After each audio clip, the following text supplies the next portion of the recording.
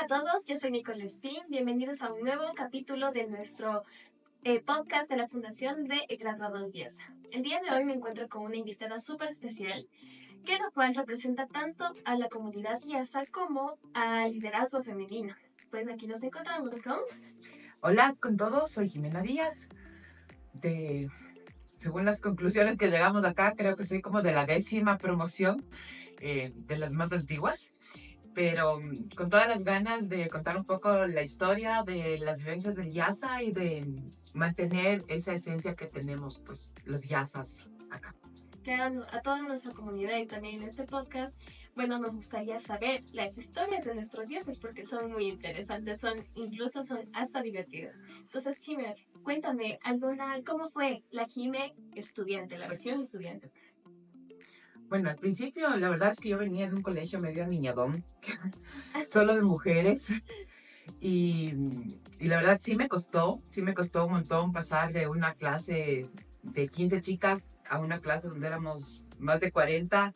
Creo que éramos 2 o 3 mujeres en cada clase. Entonces fue el primer shock y el primer estate quieto que hubo cuando llegué a YASA, ¿no? Fue la primera, ¿no?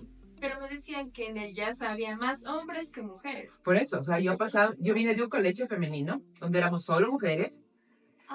A un YASA, y además éramos poquitas, o sea, éramos 15 de toda la promoción del colegio, creo que nos grabamos como 40, 50, y ahora pasabas a una clase donde tenías, creo que éramos más de 40 compañeros en el prepo, porque éramos un montón, y de los 40 éramos 3 o 4 mujeres, no había más. Entonces era un cambio súper fuerte, primero en el trato, en las formas, en un montón de cosas que al principio a mí me costó un montón. Fue una de las primeras cosas que a mí me hizo hacer pie a tierra. Y de ahí, claro, la comida del rancho era compleja. las pasantías, la de Santo Domingo, chupa, con el conscripto que te metía el jarro de jugo en la tamalera para pasarte así, o sea, sí fueron cosas que me costaron al principio, y por ahí encontré uno de mis compañeros que me decía, que decía, te voy a quitar la niñada a las buenas o a las malas, y lo hizo. Y déjame contarte, Jimé, un dato curioso es que ahora, por cada, digamos, 15 a 20 estudiantes, 15 son mujeres y los 5 son hombres. Wow. Eso sí es un cambio. Curioso. Es un cambio súper, o sea, y es interesante también porque la verdad es que no es fácil para las mujeres este cambio. O sea, no es sencillo. Tal vez es que cuando vos vas a entrar y te dicen, tienes entre tus planes hacer familia, tener guaguas, etcétera, no es el trabajo con el que más se empata, porque tienes que regresar. O sea, trabajo en Quito no hay. O sea, es muy complejo, a menos de que vayas a un ministerio o alguna que otra empresa que tenga sede en Quito, pero en realidad el trabajo nuestro es en campo, es en territorio, y ahí sí toca buscar la forma de empatar la familia, ¿qué te digo? Las reuniones de la escuela, el ir a los programas, etcétera, de los guaguas, con el estar en el trabajo y estar presente y estar haciendo todo lo que tienes que hacer, ¿no? Entonces, eventualmente, si es que alguien cuando eres guambra a los 17, 18 años que vas a entrar te dice, tal vez sería bueno para que vayas perfilando desde un principio esa parte, ¿no? Pero es una parte de la experiencia, es parte del madurar, es parte del ser versátil, es que es lo que te enseña a la final del día la universidad a hacer 4x4. Hacer 4x4, efectivamente, bien dicho. Y dime, todos tenemos una anécdota divertida en ellas, demasiadas, que tan solo uno con acordarse ya empieza a sonreír. Cuéntame la tuya. Híjoles, yo sí tengo un montón. La más chistosa. Un día me robaron la cédula, me sacaron la cédula teníamos de estos compañeros que venían, eran súper inquietos, súper traviesos. Y yo ni me había dado cuenta cuando voy al bar, y había, claro, no el bar que hay ahora, que es todo aniñado, todo pelucón, sino era literalmente una caseta, la caseta del Dani, ahí en la plataforma. Y veo mi cédula pegada ahí entre los deudores del bar.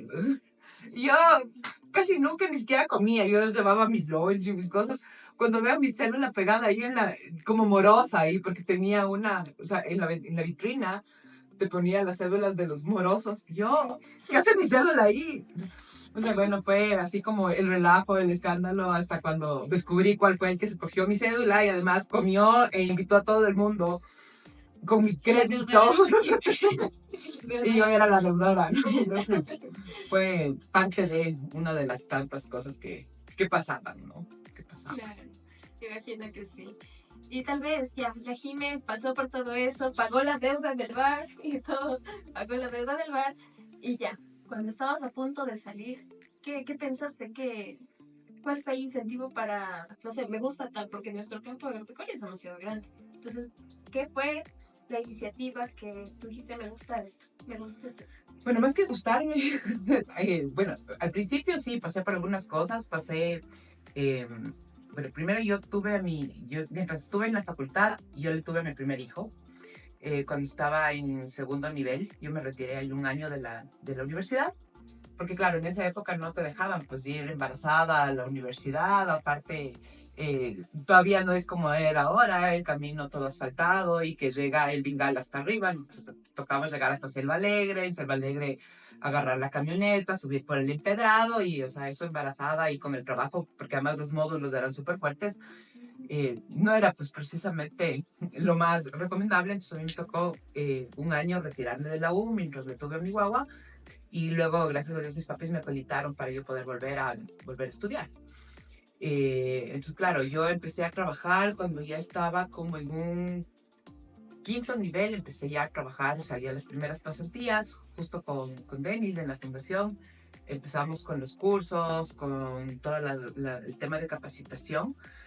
Ahí estuve un buen tiempo mientras estudiaba y trabajaba al mismo tiempo. Luego ya cuando salí fui viendo a dónde, ¿no? Entonces, lo primero, claro, creo que todos hemos caído resbalado por alguna florícola y también fue mi caso. Unos yazas de la primera promoción, súper amigos, súper queridos, me invitaron a ser parte de un proyecto que ellos tenían. Y era chévere porque era un grupo de amigos que nos íbamos, que teníamos el recorrido, íbamos todos en la misma camioneta, regresamos todos en la misma camioneta. Era una finca pequeñita que estaba empezando, entonces claro, o sea, el dueño era el gerente, era el que cortaba la flor, era el técnico, y de regreso también era el que pasaba entregando la flor en las cargueras. Entonces el recorrido se terminaba 7, 8 de la noche cuando no era temporada o cuando estabas en una buena época, en el mejor de los casos llegaba a 6 de la tarde, pero claro, yo tenía mi guagua que era pequeño. Mucha más responsabilidad y más fuerza para ti, pero qué valiente, qué valiente.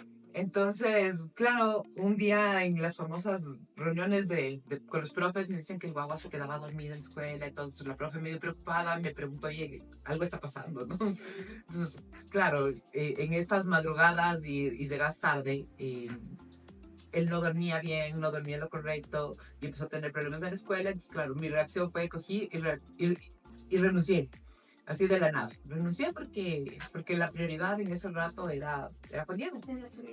¿Sí? Y luego, después ya reaccionas y dices, híjole, ¿y ahora? Y ahora, sí, más o menos fue como, ¿y ahora qué? Entonces empecé a ver los contactos, a la gente que conocía y empecé a tener entrevistas con mi carpeta y fui a una de un cliente que tenía justamente una persona que me iba a entrevistar en el aeropuerto antiguo, donde era el Bicentenario. Y fui allá y siempre andaba a cargar en la cartera una carpeta extra. Entonces, cuando regresaba a la casa caminando, veo y riego, ¿qué será? Bueno, voy a entrar. Dije, no pierdo nada. Entonces entro. Pregunto dónde está Recursos Humanos para dejar que ya deje una hoja de vida. Sale el gerente de Recursos Humanos, se pone a conversar, es el YASA. Coincidencialmente teníamos uno de mis compañeros, había sido cuñado de él. Entonces nos pusimos a conversar y me dice, ¿cómo sabías de la vacante?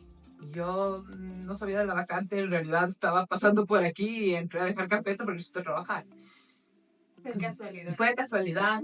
Me entrevistaron ese rato, claro, era para asistente del asistente del asistente del asistente, pero era eso o nada, porque además era diciembre y yo decía, en diciembre nadie contrata gente, todo el mundo espera enero para contratar, etcétera, ¿no? Entonces entré allá como yo tengo como asistente, el asistente de la última asistente. Y ahí fui haciendo carrera, estuve ahí cerca de 4 años, ahí más bien en el tema comercial, en el tema que era en realidad un asesor técnico comercial, ¿no? Porque para vender riego tenías que aprender todo el tema de cultivos, de, de todo un poco, de física, del diseño, etcétera. Y sobre todo el trato al cliente y al productor chiquito.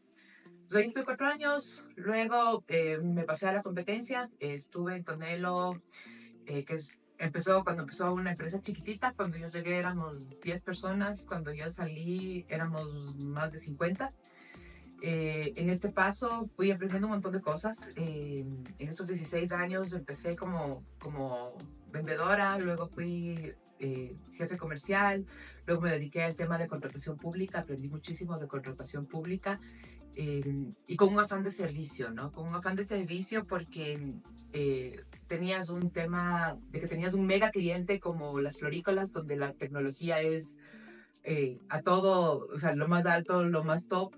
Y tenías pequeños productores que necesitaban el mismo sistema, necesitaban el agua, necesitaban regar, necesitaban fertilizar. Y fue irse ingeniando y adaptando lo que hacías en grande en chiquito, hacer pequeños kits que sean súper funcionales, a la vez económicos, para pequeños productores, productores chiquititos, de 1000 metros, 2000 metros, 1 hectárea, como ya 1 hectárea ya es en Sierra ya era más o menos grande. Y bueno, así fui aprendiendo un montón. Llegué a ser los últimos 4 años, 5 años que estuve en la empresa, fui la gerente de la empresa, gerente general, y ahí aprendí de todo un poco, de todo un poco, no solo riego, también teníamos el tema de maquinaria. En medio de esto hice una pausa, un par de años fui al Ministerio de Agricultura, estuve ahí de directora de políticas, entonces ahí aprendí la otra parte, cómo se hace la política de riego, cómo se maneja con las comunidades, cómo manejas con los dirigentes, cómo se reestructura todo el tema. Entonces ahí sacamos todo el plan el Plan Nacional de Riego para 15 años. Y claro, con esa panorámica luego volví a Tonelo y ya con otra concepción, ya no de buscar solamente el tema de la venta o del tema sino buscar el fin social, buscar comunidades, buscar asociaciones y cómo el agua además te junta, porque es un eje transversal para todos los tipos de cultivos, ¿no? Claro, me imagino que sí, además el agua es demasiado importante en todo el ámbito de agropecuaria. Eso también. Bueno, Jimé, a mí me ha encantado todo lo que has aprendido durante toda tu vida profesional. También aprendiste lo que es ser madre, lo cual yo sinceramente admiro mucho. Yo en mi corta edad no me siento preparada y tal vez, no, para mí las madres, las mujeres de liderazgo luchadoras son la mejor inspiración. Y eso. Y bueno, Jimé, yo quería preguntarte, ¿tú qué le dirías a la Jimé de Villasa, la que recién empezó a estudiar, que le hubiese gustado salir ya aprendiendo, ya le hubiese gustado saber qué tips para ya ahorrarse mucho tiempo? O sea, lo que a mí más me costó en realidad es el tema del machismo en nuestra profesión, en nuestro medio, que todavía es una profesión fuerte. Entonces sí me hubiera gustado ser un poco más fajada al principio, sí, pero lo vas aprendiendo sobre la marcha, ¿no? Vas aprendiendo esa parte y el ir complementando en medio de este espacio. Cuando estuve en el ministerio la primera vez, yo hice un diplomado de gobernanza y liderazgo político justamente para aprender a manejar y tener otro tipo de herramientas en este ámbito, ¿no? Claro. Entonces, Esa característica tuya es muy importante. ¿Qué opinas de nuestra fundación? a mí me encanta el poder apoyar. En realidad, he tratado de hacer lo más que he podido, pero los horarios no me habían dado. Ahora estoy con un poquito más de flexibilidad y me he comprometido con el Denis en estar un poco más presente. Pero en realidad esto de rescatar un montón de las actividades o sea, aunque ahora ADN es otra cosa, pero el ADN que teníamos los YASAs, de verdad, era súper chévere, porque al ser una facultad tan chiquita, entre comillas, ¿no? Porque todos era como un espacio, un colegio, donde todos nos veníamos, todos nos conocíamos, teníamos un horario de entrada, de salida, todos, o sea, era como tal cual un colegio. Entonces ibas en el bus, ibas en todas partes. esa familiaridad que había y esa esencia que teníamos de ser, como yo digo, 4x4, y de ser súper trabajadores y de ser polifacéticos para poder adaptarte a un montón de cosas, creo que hay que irles transmitiendo a las nuevas generaciones que vienen a veces un poco más flojitos, más delicaditos, menos campo y la verdad es que esto se aprende haciendo, no hay otra forma. Es la única forma. Bueno, pues Jimmy, te agradecemos mucho por habernos compartido tu historia. Tus enseñanzas aquí son demasiado importantes en este podcast. Si quieren saber más acerca de Jimmy o conocerla, pues les invito a participar en nuestros meets. ¿Tú ya tienes tu post? ¿Qué estás esperando? Síguenos en todas nuestras redes, en YouTube, Spotify, Facebook e Instagram. Nos vemos pronto.